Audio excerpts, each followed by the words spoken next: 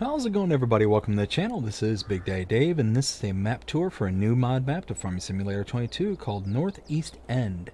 And we're going to start with the description from the mod hub, and it reads: inspired by the areas of the Venetian coast on the border with Friuli, Venezia, Giulia. Whew, yeah, those are words.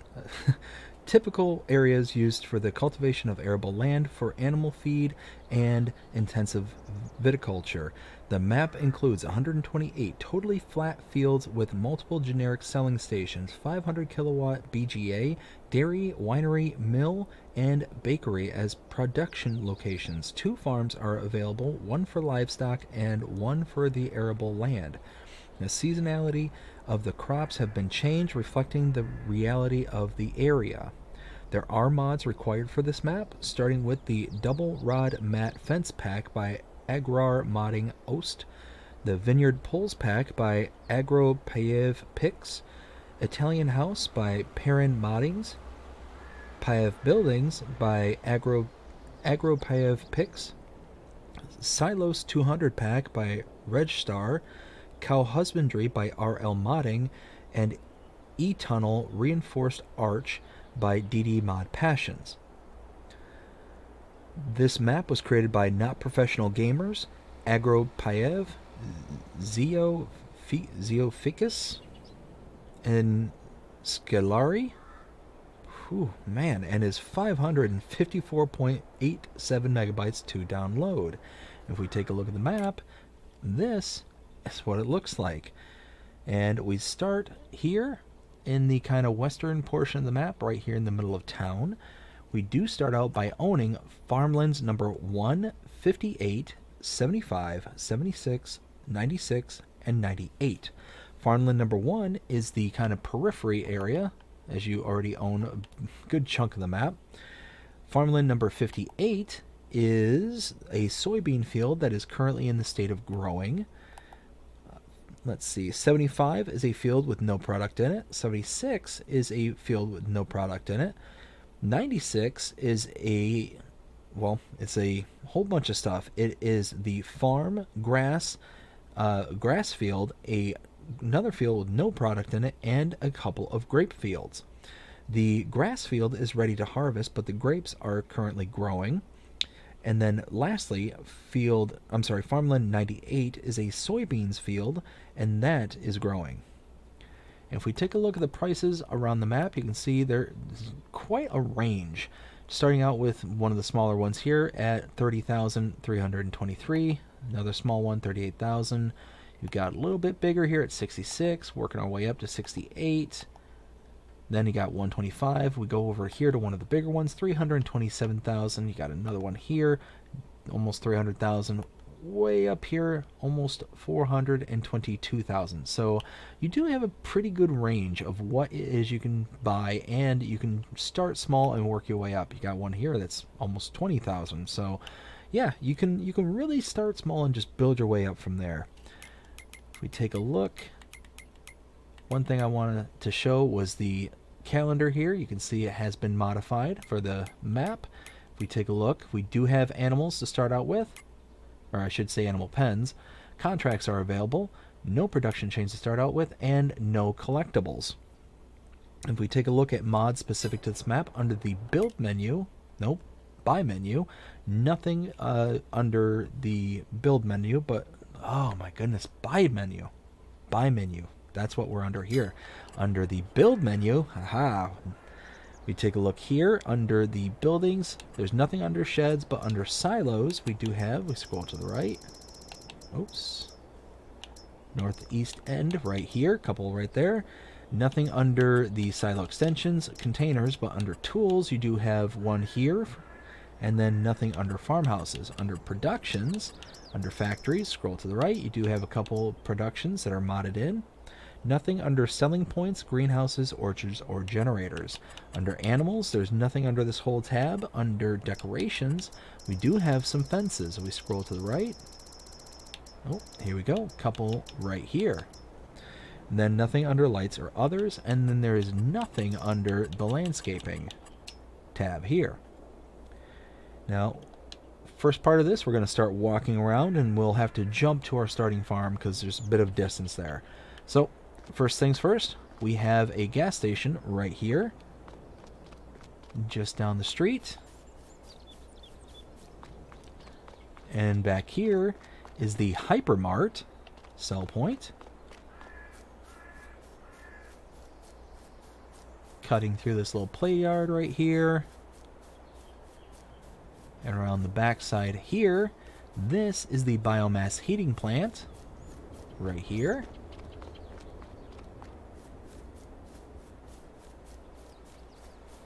And jump over the hedge, jump over the fence. Over here, we have our shop trigger right here. And our repair trigger is tucked away over the corner here.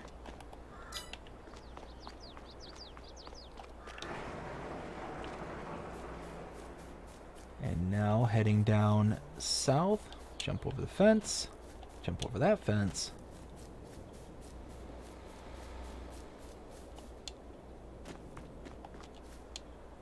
Over here, this is the Cereal Collection Center. This is sell point.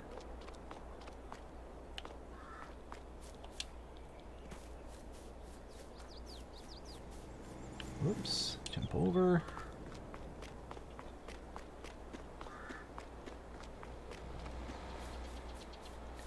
Heading down the road just a little ways.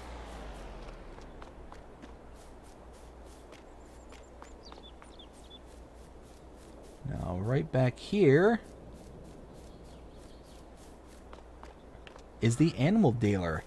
Now, you can go to this location or the pens and pastures you already have installed on the map. You can click on this reticle here, or this icon, and you can purchase your animals directly. Now, if you purchase them from this location or the pens and pastures, you will incur an additional fee. That fee is essentially the simulation of a delivery fee. The animal dealer is going to take the animal from this location and deliver it for you to whatever location you want them to put them at. You can save that money by bringing an animal trailer to this location, loading the animals into the trailer by clicking on that reticle when you're parked in the square here, and then deliver the animals yourself. You will then save the money. You won't have to purchase, or you won't have to incur that delivery fee.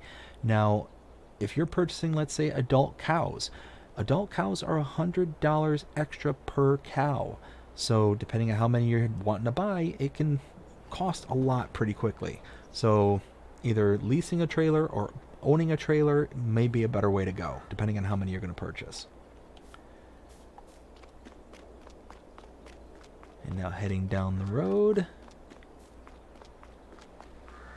to our last one that we're going to see on foot.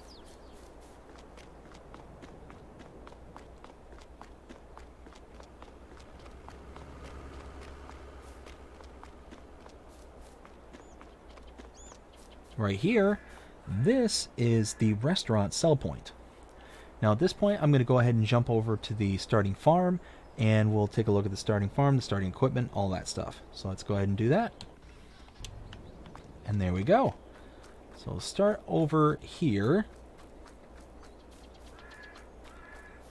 All right. So we're here at the starting farm. Let's take a look at the starting equipment. Under the Buy menu, going down to the Owned Items, under Small Tractors, we have a Valtra G125, a Massey Ferguson 4709M, and a Landini Rex 4090GT. Medium Tractors, we have a John Deere 4755, Harvesters, Deutz-Fahr Toplighter 4090H. Cars, we have the John Deere XUV 865M. Trailers, we have the Brantner Z 18051 2XXL PowerFlex. Headers, we have the header for the Deutz-Fahr. Corn headers, we have the Ziegler Corn Champion 5R. Under Grape Technology, we have a Hardy Mercury 4000L sprayer.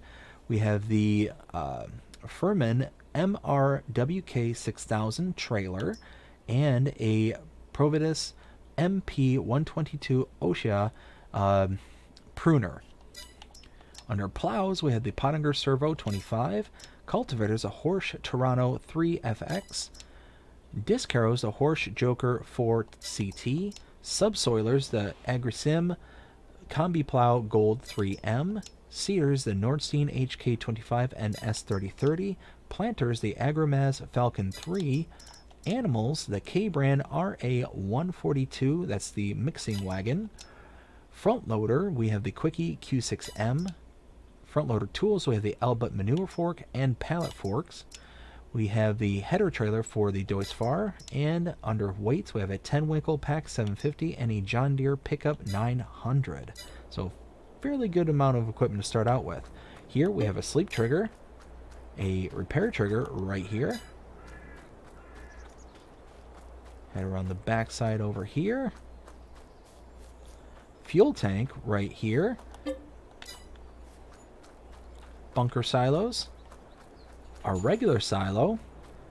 And to be able to put in and out, you gotta remove the tarp here. And now you can take in, put out, or put in, take out. Any order that you want to do that in, I guess. Over here we have the cow barn, or cow shed. And up to 200 cows can fit in here. We have our, I believe this is our milk point right here. Almost said slurry point, that's the milk point. Feed trigger right here, and I believe you can also use the blower to put in straw right here. Over here, we have the slurry pit, and here, a manure pit. Manure pit? Wait a minute.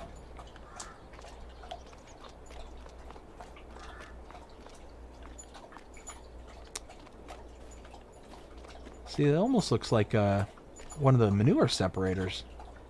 But it says manure there at the bottom right of the husbandry, so that must be built in? Question mark, question mark? Anyways. And behind me, we have these bale storage right here, with room for 308 bales in each one, which is nice.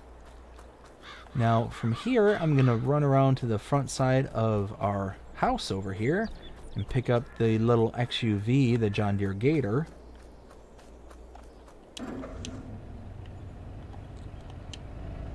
Oh, you know what? I didn't, nope. I didn't do any of this before hopping on. There we go. So now, you can see those grape fields are already there to start out with. So we have a couple of grape fields. We have quite a bit of workable land right off the bat, which is nice.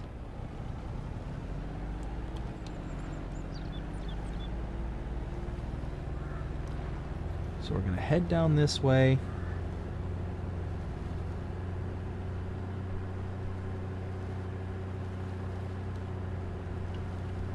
And just continue to follow this around out to the east.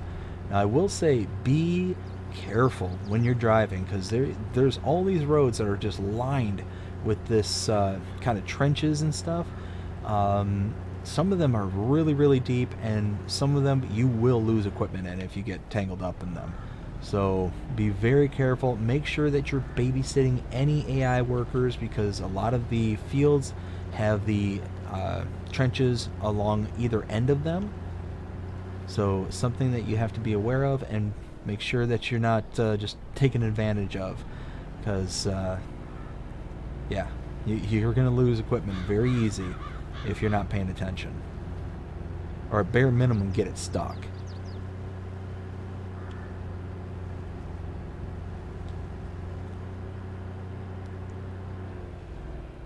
Again, see how deep those ridges are, those little trenches there? You're going to get something stuck in there. Now, there are a few issues on this map that I've noticed so far. Now, what I'm going to do is point out first and foremost this. This is so slow. So slow. I cannot believe how slow that is.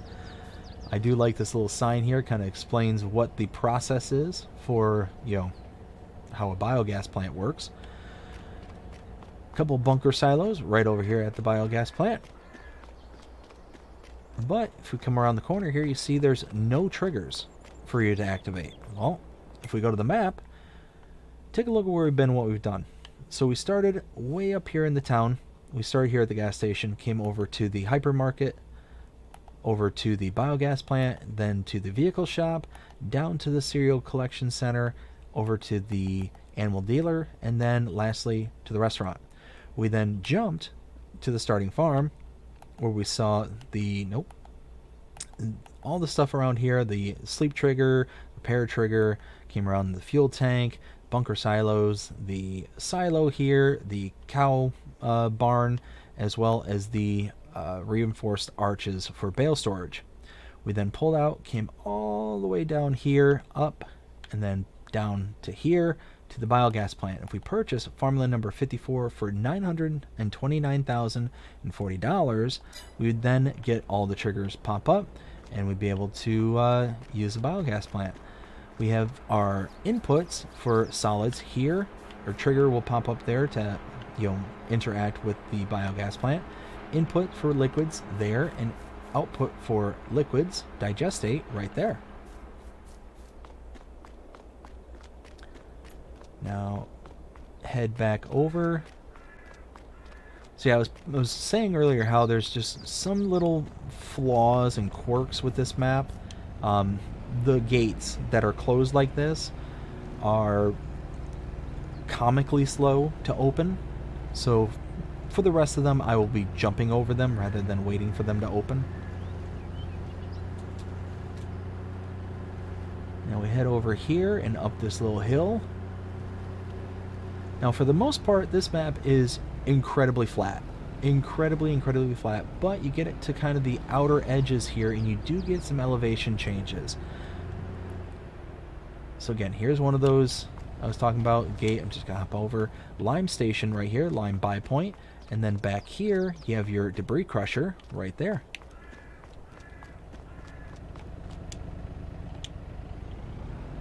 Heading down the road a little bit further.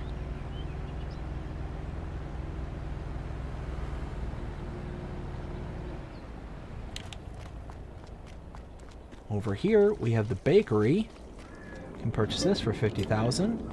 And over here, oh wait, almost forgot. Inputs, and typically output is right here, and I did not see a box available for it, so I'm going to assume that the output is right there as well.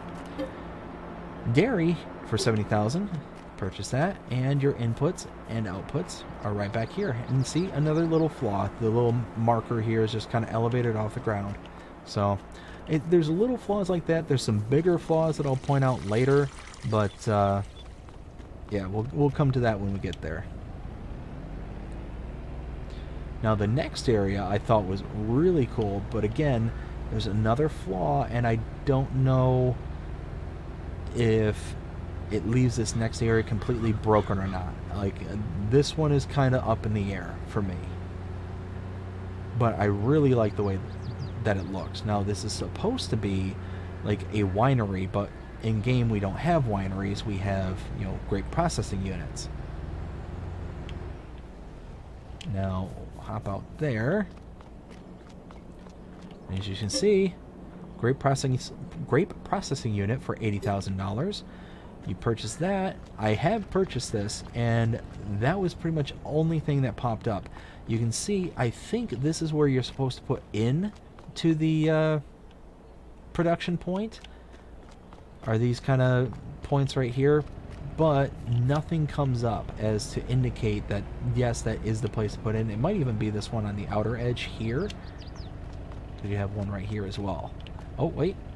Now there is a little blue icon that's tucked away in there, so maybe that's it. Maybe it's just kind of hidden, and that's where you're supposed to put in. So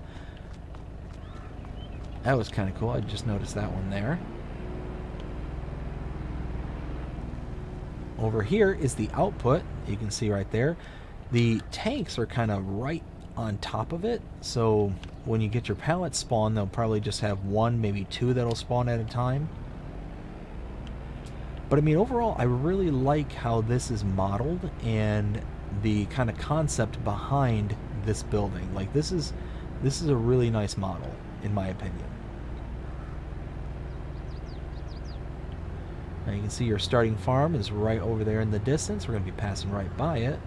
And you'll get a better look of the kind of layout and the outer periphery as well as we drive by.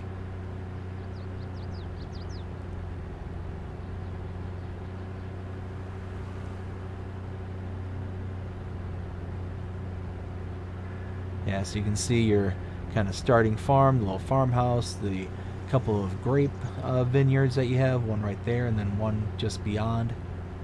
Little grass field right there to start out with.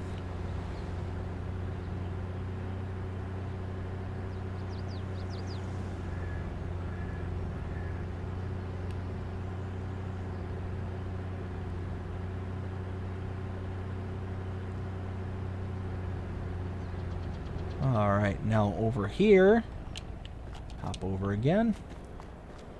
We have the grain mill. Purchase this for $96,000. Inputs here, outputs there. And before we get going, let's go ahead and take a look at the map and kind of catch us up. So we're here at the biogas plant. We came down here, we saw the lime station as well as the debris crusher, and then across the street down here to the bakery and the dairy. Then came up and around, saw the grape processing unit, aka the winery. Over and around, came up to here to the grain mill. And now we're all caught up. Let's head down the road just a little bit further.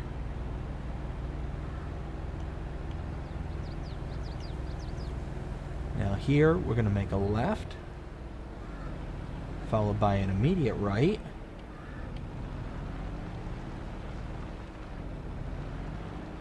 Now here we have the farm shop sell point that I'm right over, and back here is the bales sales point, sell point.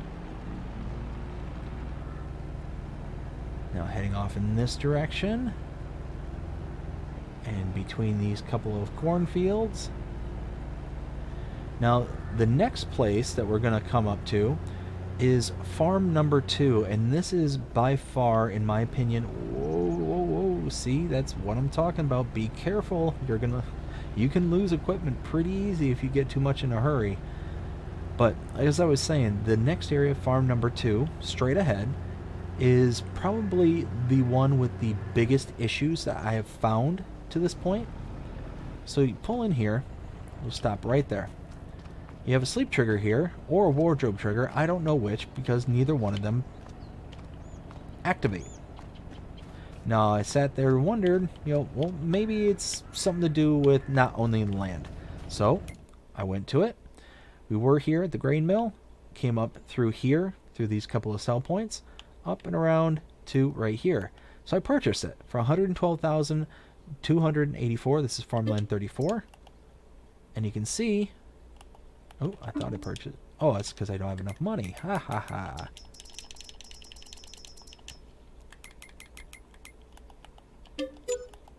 There we go. And we did get a reticle pop up there. So I thought, okay, well, maybe. Nope. Nope. Nothing. Nothing at all. And same thing over here. You cannot fill up this fuel tank that's right here. So I figured, well, maybe if I bring over my tractor or whatever I have driving around, it will let me refuel though. So it's possible you can load into that particular fuel tank and then be able to use it that way. You just can't use the actual trigger point to load fuel in it automatically. Over here we have a repair trigger right here. Does work. But tucked away over here, I saw this. It's a big silo system right here. And then I saw this kind of piping that leads to this area over here. Well, made me think. And because this does have a tipper back on it, as you can see, just kind of demonstrating it, you can fill up the back of this. You have an input right here for the silo. So I thought, okay, let's follow this out. And you can see the spout for the silo right there. The spout doesn't come up with a trigger whatsoever. You can see there's nothing coming up that says start filling, anything like that. So I don't know if this whole farm is pretty much, with the exception of the repair trigger, just kind of broken. But that's kind of my guess at this point. So now, I'm going to leave that farm, head north, to the last points of interest.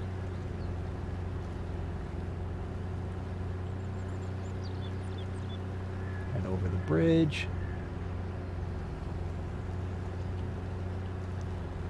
And again, you get really flat fields, but you do have some characteristics within the fields. You get the kind of ditches in the middle of the fields. You got all the ditches lined up to the side here. And this is what I'm talking about. These things are machine killers, these ditches here. Look at how deep those are.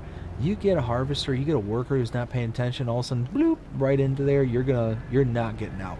You will not get out unless you have some heavy duty equipment to be able to lift it out. And even then, it's going to be a struggle. Like, if I were to take my little gator down there, I probably wouldn't be able to get it out, no matter how much I struggled. Because those are some deep pitches and some deep wells for you to fall into. So, meh. Now, coming up here is the last points of interest. A bunch of greenhouses right over here.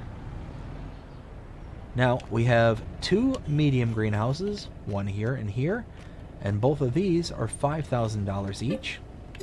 And then 2 large greenhouses, here and here, and these are $10,000 each, as you can see. And that is it. That is the map, Northeast End. Now it is time for me to render my opinion. What do I think? Well, 0 to 5 scale as usual. The problem I have with this map right off the bat is the issues that I had previously discussed. I really want to like this map, which is kind of weird for me because I typically do not find flat maps such as this very appealing. But there's a lot more going on beyond the flatness of the map. There's lots of decorations, there's lots of things that'll break up the sight lines and make it to where it's not just a flat map. And it's actually rather challenging because of all those ditches and whatnot that create the situation of potentially losing equipment or getting stuck, whatever the case may be. And it actually creates and produces, in my opinion, a sort of charm on this map. And there's these built up areas like this little town here that's just very well laid out and decorated. It's just got a lot going for it, this map. But because of those issues that I discussed previously, I cannot in good conscience give this map a high score. I have to kind of give this a 2-part score. So with all the issues that I have right now that I've laid out in this video, I would give this map probably a 1.5 as it stands now. The whole secondary farm is almost completely inoperable. It's pretty much just fancy storage. The what else did I point out that was issues? Oh, the slow closing or slow opening gates. You know, those are issues in my opinion, because I was able to go up to the grain mill. I opened the gate, jumped over, saw the name of the grain mill, took my notes, and then left, and it still wasn't fully opened yet. That's how slow that gate opens, or those sets of gates. But again, you get these areas here, like I keep saying this is a really flat map, but then you get like this here where it's not flat. Like there's these little kind of accents to the map that makes it to where it's, you know, sight lines are broken up. You actually have something to kind of look at and to kind of admire. And look at this, you get this kind of large bridge here. Why can I not pan out? There, nope, just not gonna let me pan out. That's all right.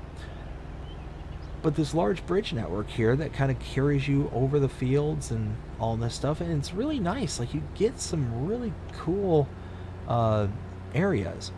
Now, if it wasn't for those issues as I laid out previously, what would I give this map? Well, I'd honestly probably give this a 4, maybe a 3.5, 4, somewhere in that ballpark, above average kind of rating, because even though it's majority flat, there's other things that kind of work.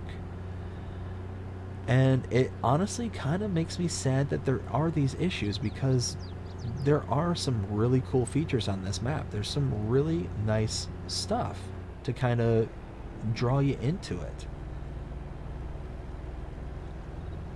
You know, all these little paths and networks and roadways are here. You've got like this little grove that's right here that I'm driving past. No point for this to be here, but it's here, and it's actually kind of a little like accent piece. That's really nice. Oh, there's a river there. Nope, not gonna. Yeah, see, this is what I'm talking about. Like these. Oh, I can't even get up there. Oh, it's because it's the border. Okay, that makes more sense now. But not only all that, but the color palette on this map is, I think, spot on lovely. There's very, very little in the ways of colors that will really make the map feel cartoonish, but there's also like these little custom plants that are here that really just kind of draw the eye and really make things like seem more authentic, more real. The trees, like these don't seem like standard trees, even though I don't recall seeing. Let me scroll through my notes. Yeah, I didn't see any custom trees or anything. So these are either a part of the map or whatever the case may be. There's challenges. The map or the fields are for the most part pretty square and should be worker friendly. They want to entice you to say, hey, why don't you hire a worker? Go ahead, hire a worker for this and lose your harvester. Go ahead and hire a worker and lose whatever set of equipment. Don't pay that much attention to what's going on here. And I think that's kind of the charm of this map, and it creates that challenge, like I had mentioned before, that I really quite like. So yeah, I would definitely give this an above average. I wouldn't say it's perfect. There's definitely, you know, the kind of flaws and kind of blast spots where the map just seems to be lacking. I would love to see a little bit more undulation in the landscape, you know, in the fields themselves. The fields are so flat that just almost off-puttingly flat is probably the best way, and you can see just how flat when we pull into here. Look how flat this is. It just seems boring. Like there's nothing really to kind of capture your attention outside of this berm, which is nice. The berm being there, or the yeah, I think it's called the berm here in the States, where it's just kind of built up and elevated, and yeah, like that captures the eye, which is nice. Whoa.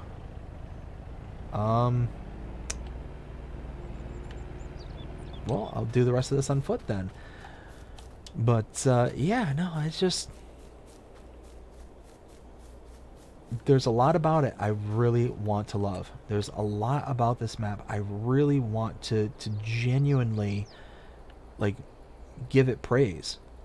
But those other issues need to be fixed first. And then once those issues are fixed, then I can consider really like how I want to approach this map from there. Because again, like this field here is a perfect example. Like you can't just turn a worker loose in any direction, or else you're going to run into these little ditches here. Now, I mean, in theory, you could flatten out this area, plow it out, and then, you know, have a nice flat field to work with very little obstructions other than the telephone poles or the electrical cables and whatnot. But I mean, yeah, it's a very nice layout. Each of the fields have their own like unique area to get in and out of. You can't just, well, yeah, you really can't just field hop or anything like that, because you're just going to fall into one of these ditches. And it's just, yeah, a very nice, unique map. Each field has their own kind of entry point and exit point to, you know, be safe. And that kind of creates this kind of air of grandness. Like, the map feels really big because of how unique you have to get in and out of all the various areas. You can't just, cut through fields and then get to this field here, let's say. You'll got this large ditch right here. You have another ditch on the other side of it. So it's just completely surrounded by ditches. You have a neighboring field here. But what's also cool is, and something I just thought of that also I kind of like, is if you buy some of these neighboring fields, you might be able to plow out this little strip right here and then make one large L shape or a large U shape. I mean, yeah, there's a lot of possibilities to this map. You can really expand out some of these and really make some super fields without too much bother, really. Yeah. At the end of the day, the issues with the map, the errors, as I found, kind of kill the map, but this definitely has some potential. It really does, and I'm really shocked about saying that, because this is typically the style of map I just run away from. I really don't pay these kind of maps too much attention, because normally they're really boring and flat and nothing to really kind of distract and to break up the sight lines. There's nothing to really call beautiful or pretty, but you can go down at pretty much any area here and you've got trees and stuff to break up the sights all over the place. It doesn't matter where I kind of pop down, you can see there's something that kind of distracts and breaks up the lines. And I like that. I really, really like that. That's a real big feat on a small flat map like this. Whether it's the bushings, the trees, power lines, whatever the case may be, there's something that really kind of can capture your eye and your attention. So at the end of the day, that's how I feel about it, and I hope that you enjoyed this map tour. If you did, please show me by liking, sharing, subscribing, following, commenting, doing all the things the algorithms enjoy you doing that shows you're engaged with this channel and enjoying the content. That being said, I hope you have a fantastic day. Take care.